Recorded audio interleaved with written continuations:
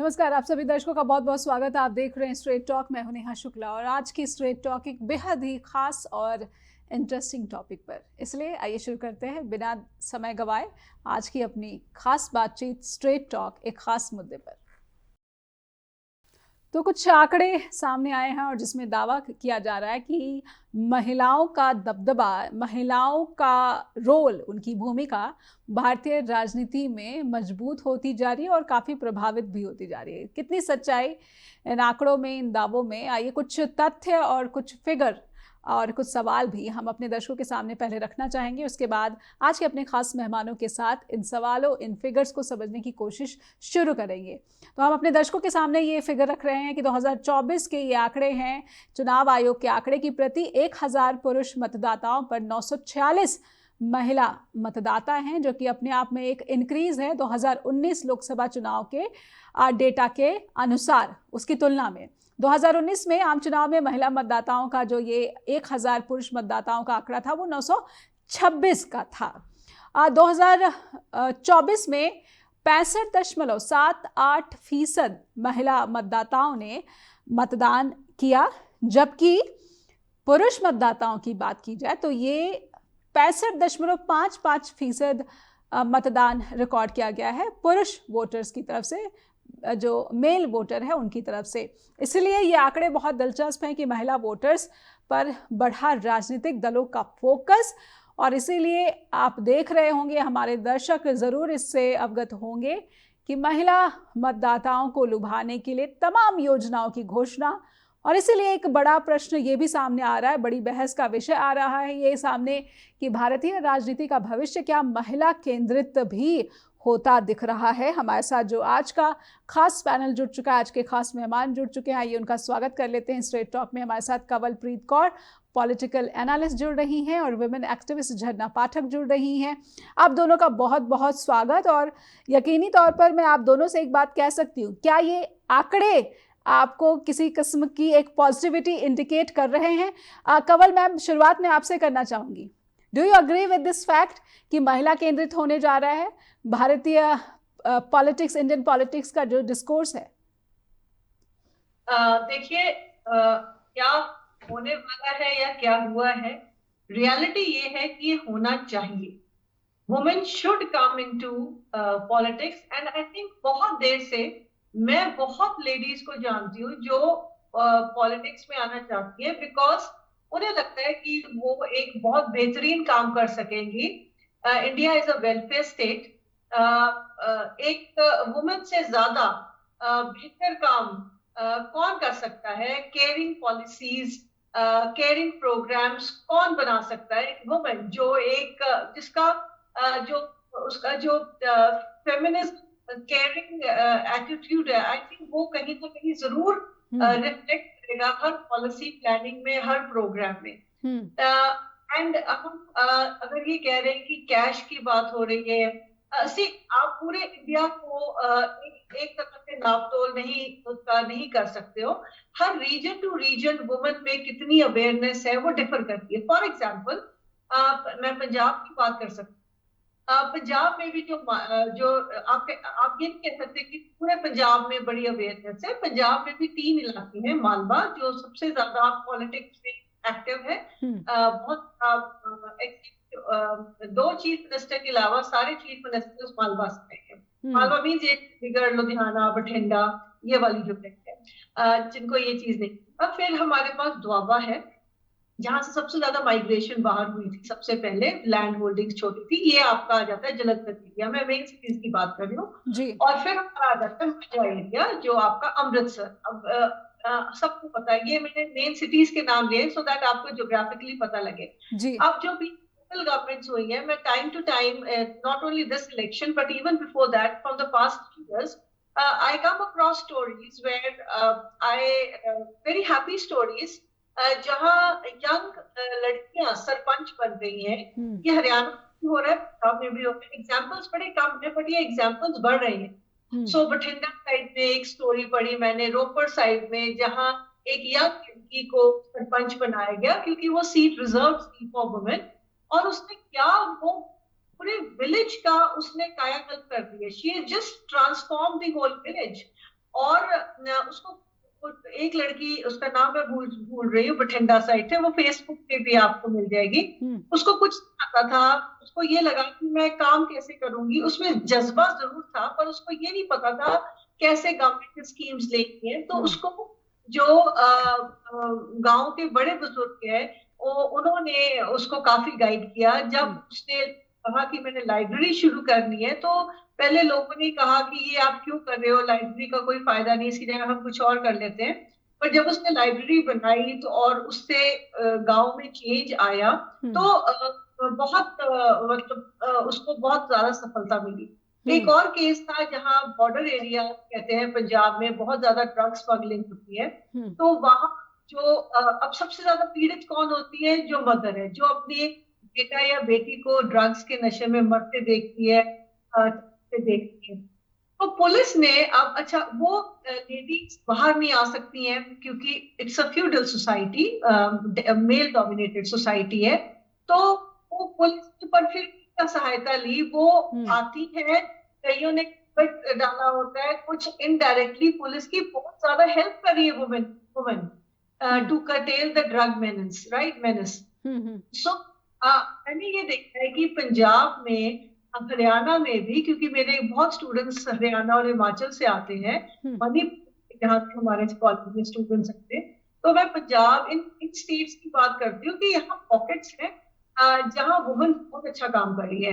And इस ज्यादा number है। So you are trying to say कि the figures or the stories, real life stories are encouraging, यानी कि ये सब चीजें जो है महिलाओं की स्थिति को बेहतर दर्शाते हैं। Do you want to say this? Yeah, I'm telling you this, that women would love to play a larger role in politics, but the amount of money required, the amount time भी है, energy भी है, everything. The women do not lack anything, but it is more of money power, muscle power, networking, working at odd hours, you know. So घर में वो कितने भी लोगों को मिल सकती है, पर रात को बाहर जाना, फैमिली को निग्लेक्ट करना, वो एक ऑब्स्टिकल है जिसको हम ग्लास सीलिंग कहते हैं, जो you know corporate sector everywhere. But ऐसा कोई काम नहीं है जो दिन में नहीं हो सकता पॉलिटिक्स में। आई डोंट थिंक रात को ज्यादा से ज्यादा किसी का फंक्शन होगा, you can go with your husband or sons or children, not that a woman cannot go alone. मतलब ये जो रात का बैरियर है अभी भी महिला प्रतिनिधियों के लिए एक समस्या है और सबसे बड़ी चुनौती भी। See, I'll tell you, it's not that women are weak, you know, but it's always wise to be safer. It's always wise to be safer when you're out, you know, or anywhere. And it's not only for a woman. It's for a man also. You know, there are men being, you know, hit to death. अभी news, अभी 1-2 हफ्ते में कितनी deaths हुई हैं। So it's not about man. We are living in very testing times. Crime बहुत बढ़ गया है, तो मैं कहती हूँ men, women, you know, everywhere. I know so many people जो कहते हैं कि आजकल फैमिली के साथ रात को जाना सेफ नहीं। रोड रेज का आप एग्जांपल देख लो, वहां तो कोई वुमेन इन्वॉल्व नहीं होती है ना, क्लैश बिटवीन 2 men, एक दूसरे को मार दिया। तो पर मैं ये कह रही हूँ कि पॉलिटिक्स अगर अच्छी तरह करना हो तो उसमें रात का बैरियर नहीं है। अरे 12 घंटे हैं, 12 घंटे में बहुत काम हो सकता है अगर आप एफिशिएंटली करो। बिल्कुल, पर पॉलिटिक्स सिर्फ मैदान में ही नहीं बल्कि बंद कार्यालयों में भी पॉलिटिक्स होती है। इसलिए एक जो डिवीज़न है वो कोई भी प्रतिनिधि है कि दिन के वक्त क्या काम किया जा सकता है और रात के वक्त क्या काम किया जा सकता है, इसको कैटेगराइज या भी किया जा सकता है। एक छोटा सा ब्रेक लूँगी, उसके बाद झरना मैम भी हमारे साथ जुड़ी हुई हैं। उनका इन आंकड़ों के प्रति क्या विश्लेषण है, क्या समीक्षा है, या फिर वो महिला मतदाताओं की बढ़ती संख्या, उनके बढ़ते वोटिंग टर्नआउट को लेकर क्या सोच रखती है, क्या विचार रखती है। एक छोटा सा ब्रेक के बाद लौटते हैं। फिर से स्वागत है आप सभी दर्शकों का। आप देख रहे हैं स्ट्रेट टॉक और हमारे साथ झरना पाठक जुड़ी हुई हैं। आइए अपनी बातचीत को, स्ट्रेट टॉक को उनके साथ आगे बढ़ाते हैं। झरना मैम, जो आंकड़े मैंने कार्यक्रम की शुरुआत में रखे थे, पहले तो मैं उन्हीं पर आपकी विश्लेषण और आपका आकलन समझना चाहती हूँ कि फीमेल वोटर्स का बढ़ना या फिर उनका मतदान में बढ़ चढ़ कर हिस्सा लेना, क्या उनके लिए एक मजबूत प्लेटफॉर्म प्रदान करता है कि वो भारत की पॉलिटिक्स में अब एक्टिवली पार्टिसिपेट कर पाएंगी आने वाले वक्त में, क्योंकि अब उनकी संख्या पुरुषों के मुकाबले कहीं जो है काफ़ी पॉजिटिवली स्ट्रांग है? जी, वोटर्स टर्नआउट तो पक्का ओवर द पीरियड बन रहा है, और 90s के बाद आप देखेंगे तो बहुत उसका ग्रेजुअल इंक्रीज है। उसके कारण भी है, वर्कफोर्स पार्टिसिपेशन बढ़ रहा है, लिटरेसी बढ़ रहा है, एंड सो वोटर्स टर्नआउट भी बढ़ रहा है। इलेक्ट्रॉनिक मीडिया, डिजिटल रिवॉल्यूशन का बहुत हद तक उसका कंट्रीब्यूशन इम्पैक्ट दिखता है। और इलेक्शन कमीशन जो बार बार विमेन वोटर्स को एड्रेस करती है ना, that also is a very important factor, जिस वजह से विमेन बाहर आके वोट करना चाहती हैं। एक सिक्योरिटी का पहले माहौल था कि भाई इनसिक्योर पोलिंग बूथ्स होते थे, वहां पे वायलेंस होता था। आजकल वो सिक्योरिटी को ध्यान में रखा जाता है। You have adequate provision for police and other institutional mechanism, तो महिलाएं को सेफ लगता है आके वोट करने में जी। तो वोट टर्नआउट नो डाउट बढ़ा है। उसको वो पॉलिटिकल रिप्रेजेंटेशन में कन्वर्ट कैसे करते हैं, या अपने डिमांड को वो कैसा रखते हैं, whether they are considered just as vote banks or they are able to assert their demand to the political representatives, ये एक सब। और वो तो मैंने अभी तक जो हमें बहुत सारे प्रोग्राम्स जैसे विडो पेंशन स्कीम हो गया, ओल्ड एज पेंशन स्कीम में विमेन का एक रोल हो गया है ना, विधवा क्या बेटियों के लिए अलग अलग प्रोग्राम्स हो गए।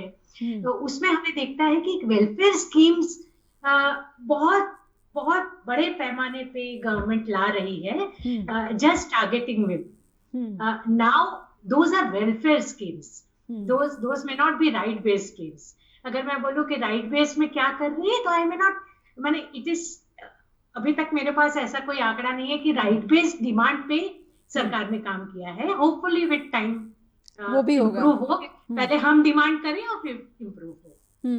बिल्कुल। आपने कहा कि वेलफेयर, अगर मैं देखूं कि जो अगर हर महिला को, जो पात्र महिला है, हर चुनाव में कहीं पर 1100 रुपये, कहीं पर 2100 रुपये, कहीं पर 2500 रुपये जो है प्रति महीना आर्थिक मदद महंगाई से निजात दिलाने के लिए, या फिर जो ऐसी महिलाओं को जो अपना कुछ छोटा मोटा रोज़गार शुरू करना चाहती हैं या फिर सेल्फ हेल्प ग्रुप शुरू करना चाहती हैं, तो इन सब चीज़ों में जिस तरीके से बढ़ोतरी हुई है, जिस तरीके से राजनीतिक दल इसको जो है प्रायोरिटी दे रहे हैं, क्या ये आने वाले समय में महिलाओं के लिए अच्छा भविष्य होगा, इसका इशारा करते हैं?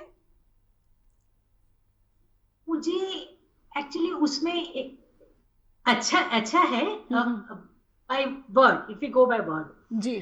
लेकिन महिलाओं को क्यों दिया जाता है? क्योंकि दे आर एश्योर्ड कि महिलाओं को देंगे तो पैसा वापस आएगा, पुरुषों को देंगे तो पी के पैसा खत्म हो जाएगा। तो दैट इज वन रीजन। हमने विडो पेंशन स्कीम में देखा है कि अगर महिलाओं, विमेन विडोज को अगर पेंशन दिया जाए तो उनको घर से भगाया नहीं जाता है, they stay in their marital homes. ये एक बहुत बड़े पैमाने पे हमने जो सर्वे किया था उसमें ये निकल के आया है। अब ये अच्छा है या बुरा, दे आर सीन एज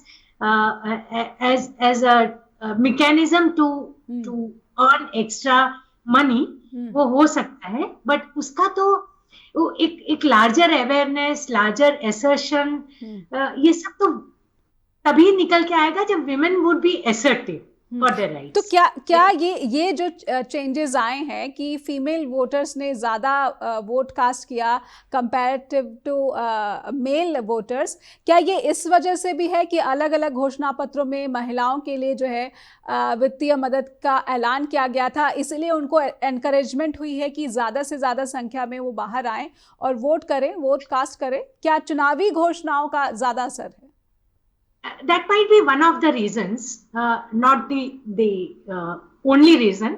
लेकिन जैसे गुजरात में हमने देखा है कि डोर टू डोर कैंपेन करते हैं और महिलाओं की वेलफेयर स्कीम्स के बारे में घर घर जाके बताते हैं। तो अगर स्कीम्स के बारे में अगर इतना तक पहुंचा दिया जाए, तो फिर you get that feedback, right, कि आप लड़कियों को, बेटियों को और महिलाओं को दे रहे हैं, गैस से लगता स्कीम हो या फिर पेंशन स्कीम हो, एसएचजी के बहुत सारे स्कीम्स है, सेविंग्स एंड इन्वेस्टमेंट की schemes, that is a major factor. खासकर बीजेपी इसमें, एटलीस्ट इन गुजरात हमने देखा है कि डोर टू डोर कैंपेन करती है टू टारगेट वुमेन वोटर्स। जी, ऐसे में झरना मैम, क्या महिला प्रतिनिधि जो है उनके कंट्रीब्यूशन को आप पॉलिटिकल पार्टीज के बीच में देख पा रही हैं?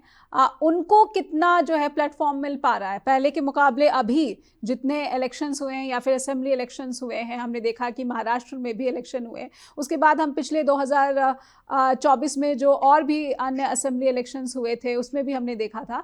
तो क्या पॉलिटिकल पार्टी इस बात के लिए इंटरेस्टेड दिख रही हैं, दिलचस्पी दिखा रही हैं कि वो बड़ी तादाद में महिला नेताओं को प्लेटफॉर्म दे, या फिर ये सिर्फ और सिर्फ एक ऐसा है कि वोट बैंक समझी जा रही हैं, वो घोषणा में शामिल किया जा रहा है और उसके बाद वोट कास्ट होने के बाद बस वो कैश ट्रांसफर यहाँ तक सीमित है?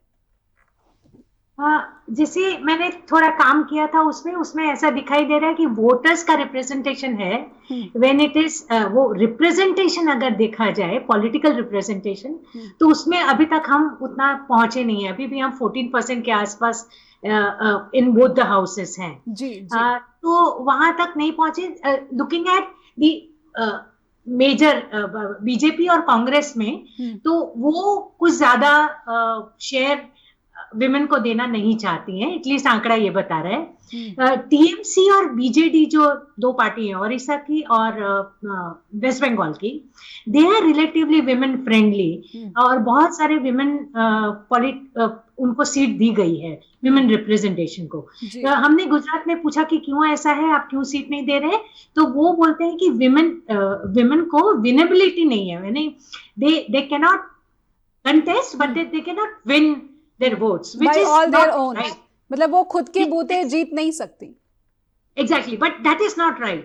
जहां जहां महिलाओं ने लड़ा है, वहां पे at least not higher than men, but men के उतना तो शेयर उन्होंने पाया है ना। तो अगर आप उनको ज्यादा सीट देंगे, ज्यादा सीट से लड़ाएंगे, तो चांस है कि वो जीते। बट अपॉर्चुनिटी तो दीजिए, विमेन वर्कर्स भी कम है, विमेन रिप्रेजेंटेशन भी कम है, तो शायद पॉलिटिकल पार्टीज या तो डरती हैं या तो अपने माइंडसेट से वो बाहर नहीं आ पा रही। पर कहीं ना कहीं जो डाटा इशारा कर रहे हैं, पॉलिटिकल पार्टी को अपनी इस माइंडसेट को बदलने की मुझे लगता है शुरुआत करनी होगी, क्योंकि जब हम कहते हैं कि नारी शक्ति वंदन, इस अधिनियम को भी कोर्ट लोकसभा से पारित और संसद से पारित करा लिया गया, हालांकि इनएक्शन कब होगा इस पर जो है बड़े बड़े सवाल बरकरार। एक छोटा सा ब्रेक लूंगी और ब्रेक के बाद जब लौटेंगे तो इस पूरी के पूरे पॉलिटिकल सिचुएशन को समझने का क्रम आगे बढ़ाएंगे इस छोटे से ब्रेक के बाद। फिर से स्वागत है आपका, आप देख रहे हैं स्ट्रेट टॉक और सीधे दर्शकों को लेकर चलेंगे कंवल मैम के पास। कंवल मैम, दिल्ली के पॉलिटिक्स को एक उदाहरण के रूप में देखा जाए तो जब केजरीवाल बाहर आए और उन्होंने अनाउंस किया कि वो जो है मुख्यमंत्री की कुर्सी से इस्तीफा दे रहे हैं और आतिशी का चयन हुआ है, तो एक ऐसा माहौल सामने आया कि कहीं ना कहीं महिला प्रतिनिधित्व को आम आदमी पार्टी तरजीह देती दिख रही है। लेकिन उसके बाद फिर से आम आदमी पार्टी की जितनी भी नीतियां हैं, जब घोषणा की बारी आती है तो अरविंद केजरीवाल मंच पर सबसे आगे खड़े दिखते हैं, लेकिन आतिशी उनके पिछले फ्रेम में नजर आती हैं, वो साथ भी नजर नहीं आती शायद, अगर मेरा जो है आकलन या फिर जो मेरा अनुमान सही है। कंवल मैम, क्या इसी तरह की परिस्थिति लगभग हर राजनीतिक दल में है, जैसा झरना जी भी यहाँ पर अपनी बात कह चुकी हैं? हाँ जी, मोर और less it's the same thing. I expected better from Atishi, but कहीं ना कहीं पता था कि Kejriwal is all in all, and आपने सुना ये power corrupts and absolute power corrupts absolutely. Power छोड़ना भाई, सत्ता छोड़ना बहुत मुश्किल काम है, उसको शेयर करना भी बहुत मुश्किल काम है। ये सब किस्सा कुर्सी का है। आप पॉलिटिक्स की बात छोड़ दो, हम छोटे छोटे अपने जहाँ पे घरों में, अपने ऑफिसेज में पावर छोड़ना नहीं चाहते, तो ये तो एक हैबिट बनानी पड़ेगी, कुछ पावर पॉलिटिक्स से दूर, इसकी बड़ी आपको सोशलाइजेशन करनी पड़ेगी, बिकॉज इंडिया में जो पावर है, पॉलिटिकल पावर है, it opens doors to many other opportunities, तो नेपोटिज्म एंड ऑल सारा कुछ इसी से चलता है।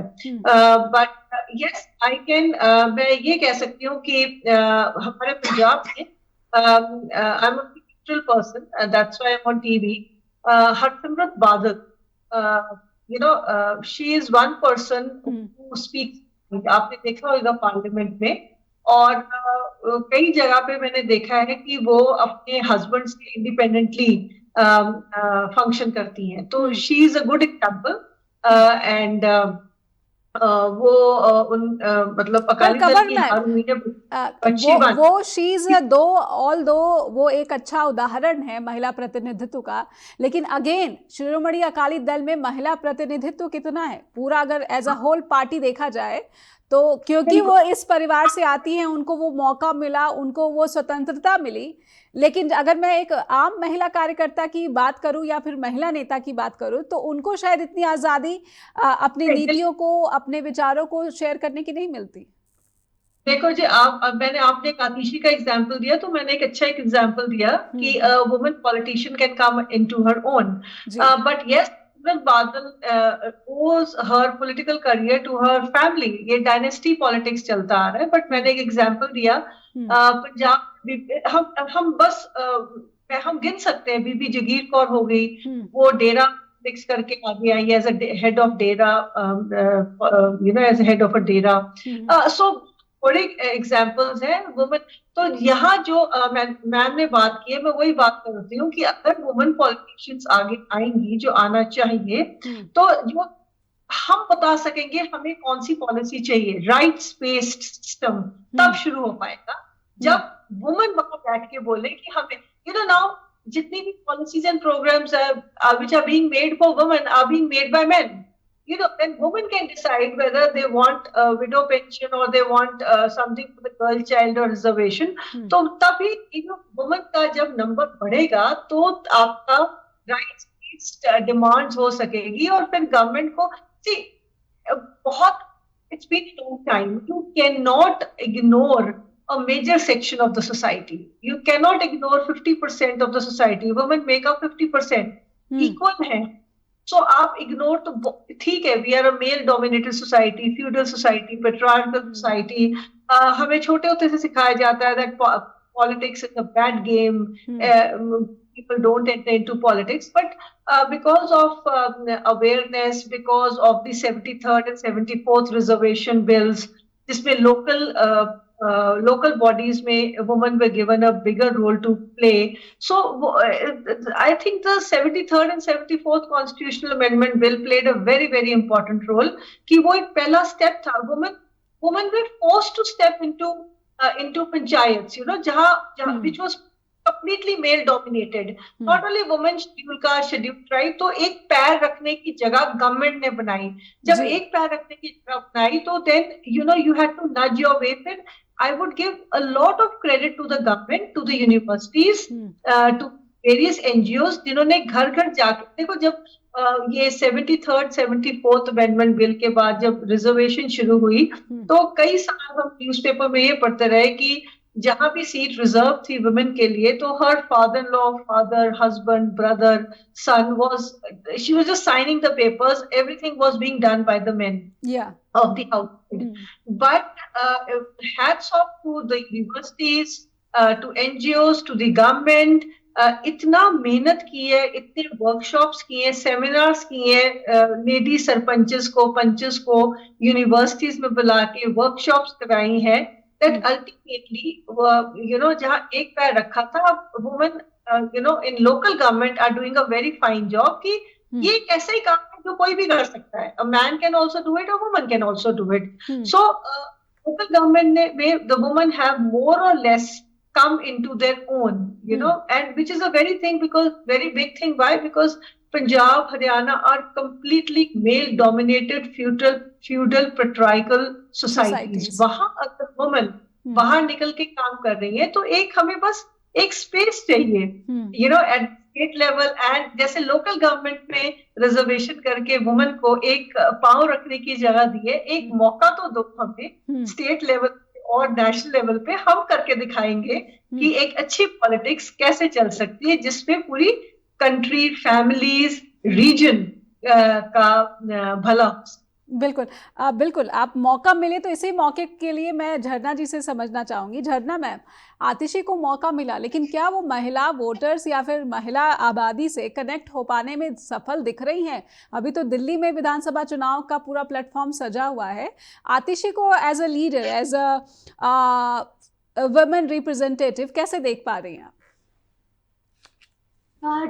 Tokenism is important for public eye ना, वो अच्छा लगता है। एक विमेन प्राइम मिनिस्टर, एक विमेन प्रेसिडेंट, बोलने में भी अच्छा लगता है, and so on. Whether that gets translated into the larger system is a question. और जो अभी तक नहीं दिख रहा है, होपफुली ज्यादा से ज्यादा जैसे महिलाएं माने हमारे 3-tier सिस्टम में जो हम विलेज लेवल पॉलिटिक्स में देखते हैं, म्यूनिसिपैलिटीज में देखते हैं, वहां पे जैसे ज्यादातर महिलाएं जुड़ी हैं, वैसा ही अगर हायर लेवल में जुड़े then it would make sense. लेकिन अभी तक ऐसा दिखाई नहीं दे रहा है। जो डेटा दिखा रहा है वो ये दिखा रहा है कि जिस सीट पे महिलाएं लड़ी हैं वहां पे पक्का जीती हैं। लेकिन ये महिलाएं कौन है? वो ही फैमिली को बिलोंग करती है जिस फैमिली की मेल्स वर रिप्रेजेंटिंग दोस सीट्स। जी जी, तो हम एक को प्रिंस बोलते हैं, डायनेस्ट बोलते हैं, but most of our politicians come from the dynastic politics, और जहां women are also part of this. तो कोई ऐसी महिला जो नीचे से ऊपर आए और लड़के आए, जैसे ममता बनर्जी का एक बहुत बड़ा उदाहरण है, तो वैसी महिलाओं को अगर सेलिब्रेट किया जाए, ज्यादा से ज्यादा वैसी महिलाएं निकल के आए, तब फिर माना जाएगा कि यस, महिलाओं ने अपना स्पेस बनाया। लेकिन अभी थोड़ा जल्दी है, too long to go before we arrive at that stage, ऐसा लगता। कंवल मैम कुछ ऐड करना चाहती? जी, मैं ये कहना चाहूंगी कि जो आतिशी का केस है ना, वो इसलिए भी थोड़ा वो हेल्पलेस है क्योंकि केजरीवाल जो लीडर है, he has come into the forefront by a huge emotional burst. You know, it becomes very difficult to overshadow a leader who has come to power on the basis of fighting corruption and nepotism and dynasty politics. अच्छा, आप सिर्फ आतिशी का example मत लो। यहाँ तो chief minister भगवंत मान है, he is a man ना, he is also overshadowed. So by Kejriwal, all the decisions are taken by, मतलब पंजाब में कैंपेनिंग केजरीवाल से शुरू होती है ना? जी जी। तो है ना, तो don't take Atishi to be weak. फिर तो भगवंत मान भी वीक है। फिर तो जो भी लीडर है किसी, चाहे वो चीफ मिनिस्टर हो जाए किसी स्टेट का, केजरीवाल के आगे तो वो वीक है। Why? Because he has come up through a very, his rise in politics has been, he's risen from the common man, you and me. Ji, you know. So he carries, वो अन्ना हजारे उनकी तरफ से उनको banking उन्होंने छोड़ दी, because Anna Hazare never wanted to come into politics. But Kejriwal is still seen as a protege of Anna Hazare, and he's like a common man. Every common man wants to get elevated, but nobody can. He reflects the common man, so it becomes very difficult to overshadow or work. तो ठीक है, आम आदमी party में ये जो situation है, ये जो परिस्थितियां हैं पॉलिटिकली, इसमें जेंडर का कोई रोल नहीं है, बल्कि सबका सब जो खेल है, सत्ता का जो खेल है, वो पावर सेंट्रिक दिख रहा है और पूरी ताकत का जो है सेंट्रलाइजेशन दिख रहा है, चाहे वो पार्टी के स्तर पर हो या फिर सरकार के स्तर पर हो। एक छोटा सा ब्रेक लूंगी और उसके बाद जो एक गुड एग्जाम्पल ममता बनर्जी को कहा गया है, क्या वाकई में अगर एक महिला प्रतिनिधित्व, चाहे वो पार्टी के स्तर पर हो या फिर सरकार के स्तर पर हो, तभी महिलाओं को सही प्लेटफॉर्म या फिर सही अधिकार सुनिश्चित किए जा सकते हैं। क्योंकि एक ताज़ा उदाहरण पश्चिम बंगाल का दिया जा रहा है। एक छोटा सा ब्रेक के बाद लौटते हैं। फिर से स्वागत है आपका। आप देख रहे हैं स्ट्रेट टॉक और सीधे चलेंगे झरना पाठक जी के पास। झरना मैम, ममता बनर्जी का सबसे एक बड़ा उदाहरण पेश किया जाता है जब बात महिला राजनेताओं की, नेताओं की आती है भारत में। पश्चिम बंगाल की सरकार कहूँ या फिर टीएमसी, इस वक्त सबसे ज़्यादा महिला प्रतिनिधित्व तो इसी पार्टी में है। तो सबसे बड़ी वजह यही क्योंकि महिला जो है यहाँ पर अध्यक्षता है या फिर महिला यहाँ की सुप्रीम लीडर हैं, इस वजह से या फिर कुछ अन्य कारण है। वही सिचुएशन है कि जो जीतेगा उसी को सिकंदर बनाया जाएगा। मुझे लगता है कि विमेन लीडर है तो थोड़ा तो वो स्कोप दे रही हैं विमेन लीडर को ऊपर आने के लिए। एंड एक ग्रासरूट वर्कर से निकल के पॉलिटिकल प्लेटफॉर्म पे आई हुई महिला को शायद ही निटिग्रिटीज का ध्यान है। ठीक है। वो बहुत सारे कैंडिडेट्स को सिलेक्ट करके खास वो सीट पर्टिकुलर दी है ताकि वो लड़ पाए। एक वो वजह है। दूसरा है कि इनमें लिटरेसी और एक पॉलिटिकल अवेयरनेस पश्चिम बंगाल में बहुत है। So they are able to demand and assert their position there, जो बहुत सारी जगह पे इंक्लूडिंग गुजरात नहीं है। तो that might be the reason। मुझे लगता है कि पश्चिम बंगाल के जो पॉलिटिकल एक्सपर्ट्स होंगे they will be able to add to this, but this is what one could see from the data that is before us। ठीक है। ऐसे में ये जो अलग अलग घोषणा पत्रों में जो शामिल होता है, जो ये पॉलिसीज़ हैं कि किसी भी पात्र महिला को जो है अगर मेरी सरकार आती है तो मैं 1000, मैं 2100, मैं 2500 जो है वित्तीय मदद दूंगा या हमारी पार्टी की सरकार देगी, ये कितना सस्टेनेबल जो है दिखता है अगर हम बात विमेन एम्पावरमेंट की करते हैं। इससे आगे आप क्या देख पा रही हैं? अगर किसी पात्र महिला को ये मदद मिल भी जाती है तो उसके एम्पावरमेंट के लिए कितना हेल्प कर रहा है? क्योंकि अब तक बहुत सारे ऐसे इलेक्शंस हो चुके हैं। मध्य प्रदेश देख लीजिए, छत्तीसगढ़ देख लीजिए, कर्नाटक देख लीजिए, हिमाचल प्रदेश देख लीजिए, महाराष्ट्र देख लीजिए, झारखंड देख लीजिए। मुझे लगता है ऐसा कोई प्रदेश नहीं है जहां महिलाओं को इस तरह की कोई योजना का लाभ ना मिल रहा हो। मुझे पूछ रही हैं? जी झरना मैम। हाँ ना, welfare schemes are just the ways to, माने वो महिलाओं तक पहुंच, एक कैश ट्रांसफर करने का एक जरिया है। उससे आगे कुछ नहीं है। और ये दे के शायद वोट खरीदा जाए, वोट एक पता चल जाता है कि इतना वोट शायद वी आर विमेन फ्रेंडली और वोट इतना आएगा। अगर विमेन एम्पावरमेंट सही में किसी पॉलिटिकल पार्टी का इच्छा है तो why not they give us equal representation in the higher houses. क्यों हमारा सुप्रीम कोर्ट अभी भी बहुत लिमिटेड विमेन जजेस से चल रहा है? हाई कोर्ट, हमारे high court including Gujarat high court में क्यों लिमिटेड विमेन जजेस, चीफ जस्टिस हैं? तो ये सारे सवाल हैं। सारे बड़े इंस्टीट्यूशंस में विमेन का रोल कम है। So is the case with our political institutions as well. तो वहां पे अगर पॉलिटिकल डिसीजन मेकिंग में अगर रोल जब तक न दिया जाए तब तक तो ये सारा टोकनिज्म ही है। लेकिन वो कब दिया जाएगा? जब हम डिमांड करेंगे तब। these women voters, ये महिला मतदाता क्या उस डिमांड की सिचुएशन में भी दिख रही हैं या फिर भारतीय महिला मतदाता सिर्फ और सिर्फ पैसे लेकर कैश ट्रांसफर के साथ ही खुश नजर आ रही? खास करके तब जब कोविड के लॉकडाउन के बाद बहुत सारे ऐसे आंकड़े आए हैं जब महिला कामगारों का जो कंट्रीब्यूशन है इंडियन इकोनॉमी में, उसमें एक शार्प डिक्रीज हुआ है, शार्प फॉल हुआ है। जी, अगर महिलाओं ने अपना डिमांड रखा होता तो वो स्कूल्स मांगती, हॉस्पिटल्स मांगती, है ना, एक फूड सिक्योर एनवायरनमेंट मांगती, क्लीन हवा मांगती, क्लीन पानी मांगती। वो डिमांड नहीं था। हमारा डिमांड शायद पुलवामा था, हमारा डिमांड टेम्पल था, हमारा डिमांड और कई यूजुअल पॉलिटिकल गिमिक्स थे।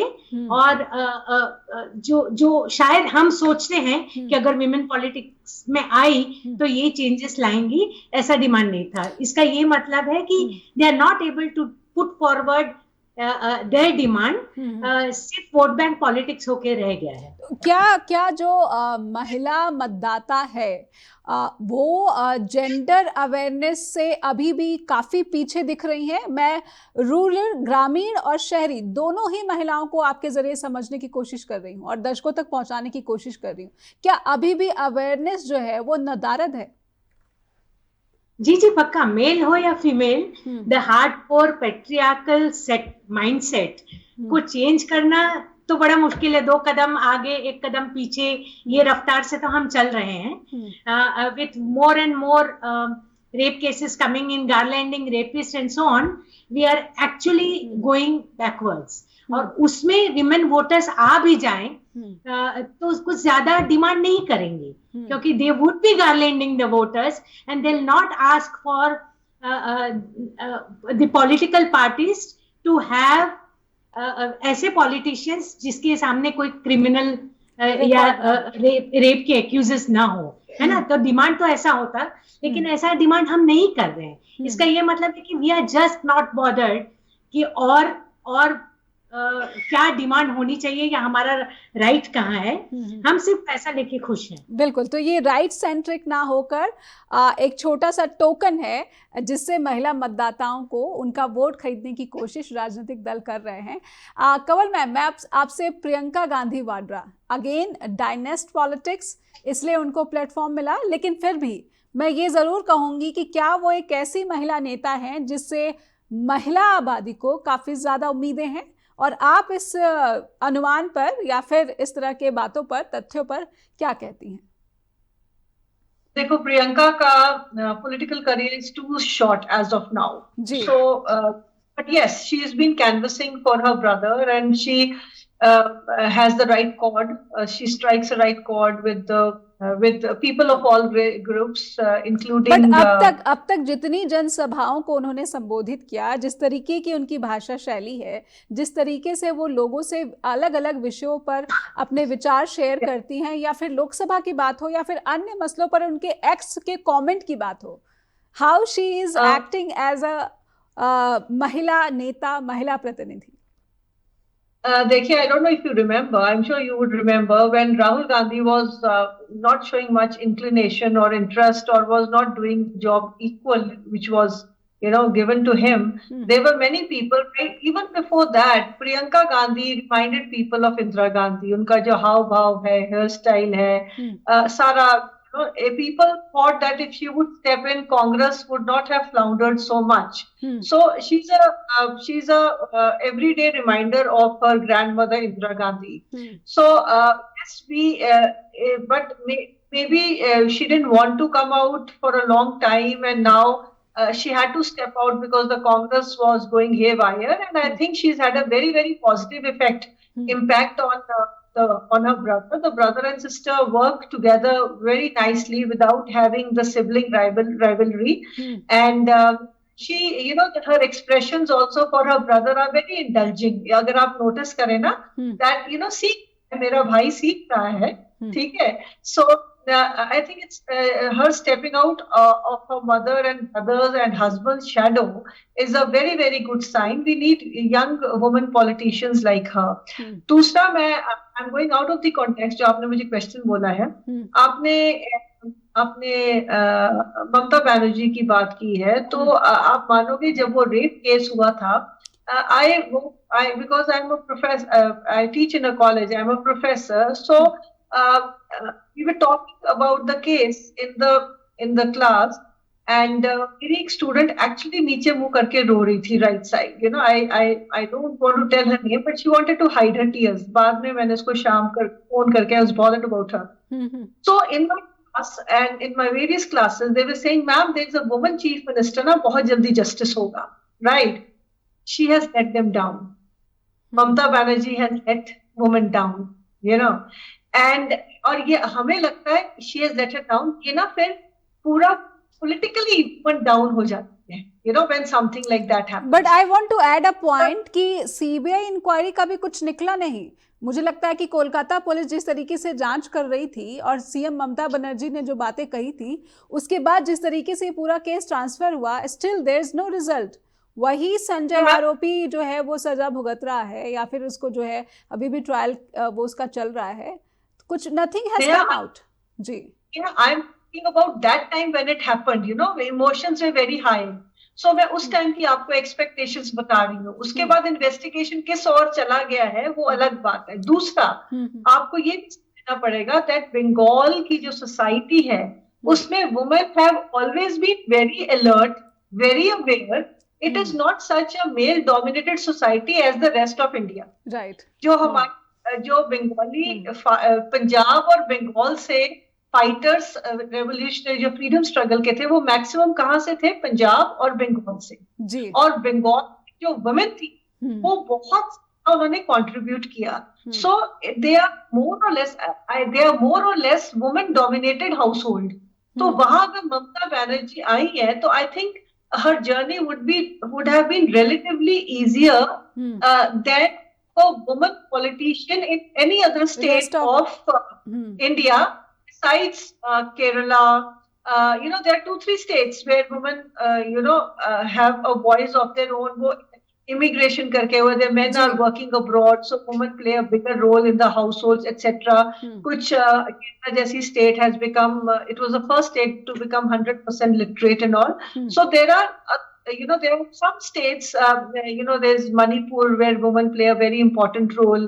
So जहाँ women households में women का मतलब एक ज्यादा से होता है तो their journey into politics should also be much easier than बिल्कुल बिल्कुल। लेकिन मैं जो दुनिया का सबसे पुराना लोकतंत्र है वहाँ पर भी अभी तक कोई महिला राष्ट्रपति नहीं चुनी जा सकी है। मैं अमेरिका का उदाहरण पेश कर रही हूँ। तो भारत की ये जो पूरी परिस्थितियाँ हैं कुछ इतनी भी निराशाजनक नहीं है। मैं एक फाइनल कमेंट झरना जी से लेना चाहूँगी। झरना में what do you think we are still doing better at this point of time? अगर मैं दुनिया के सबसे लोकतांत्रिक समर्थक ताकतों की बात करूँ? नहीं, I would expect little more, being very selfish. Ji. But yes, baby steps ले रहे हैं. Hopefully हम थोड़ा evolve होके थोड़ा डिमांड करें, थोड़ा assert करें और हमारा political वो जो प्रोसेस है that should also get reformed ना.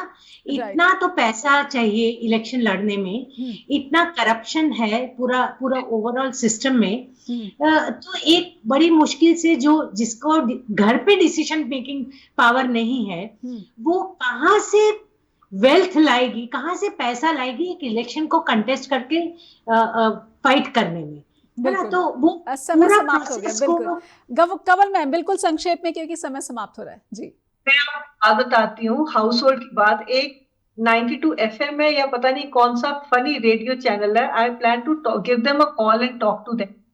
वो एक त्रिपाठी के साथ एक प्रोग्राम कर रहे हैं जो मैं जैसे सुनती हूँ मैं उसकी वॉल्यूम ऑफ कर देती हूँ. क्योंकि वहां है कि बार बार कह रहे हैं जो मर्द है, मर्द रो नहीं सकता है, मर्द का मतलब है कि रोटी कमा के लेके आना, मर्द क्यों. It is such a stupid programme. हर इंडिया में डबल इनकम हाउस होल्ड है, women are buying helping the men with everything. इतने केस है जहां वुमेन ने पूरी उम्र कमा के दिया है, फिर उसके नाम पे कोई प्रॉपर्टी नहीं होती है क्योंकि उसका हाउस होल्ड इनकम में सारा पैसा लग जाता है. प्रॉपर्टी आदमी खरीदता है, डिवोर्स होता है, वुमेन के हाथ में ना पैसा होता है. लेकिन मैं यहाँ पे फिर एक बात जोड़ देती हूँ कि महिलाओं के लिए अगर प्रॉपर्टी होती है तो उसमें सरकारें जो है वो टैक्स रिलीफ भी देती हैं, टैक्स रिलेटेड बेनिफिट भी देती हैं. प्रॉपर्टी नाम पे होती नहीं है ना, क्योंकि हस्बैंड वाइफ कौन सोचता है कि डिवोर्स हो जाएगा. वो कहता है तू घर का खर्चा चला, मैं प्रॉपर्टी बनाता हूँ. प्रॉपर्टी सिर्फ आदमी के नाम पे होती है. जब डिवोर्स होता है उनके पास कुछ नहीं. जी समय समाप्त हो गया, लेकिन ये एक ऐसा विषय है जिस पे एक लंबी बातचीत और आगे भी बढ़ सकती है. बहुत बहुत धन्यवाद करना चाहूँगी आप दोनों का, कवलप्रीत कौर मैम आपका भी और झरना पाठक आपका भी. बहुत बहुत आभार व्यक्त करना चाहती हूँ. दर्शकों से अनुरोध कि अपना कीमती फीडबैक हम तक अवश्य पहुँचाइए. हमें लिखिए info@justbroadcasting.com और neha@justbroadcasting.com पर भी ईमेल भेज सकते हैं. अपना ख्याल रखिए. लगातार जुड़े रहिए जस्ट टीवी के साथ. नमस्कार.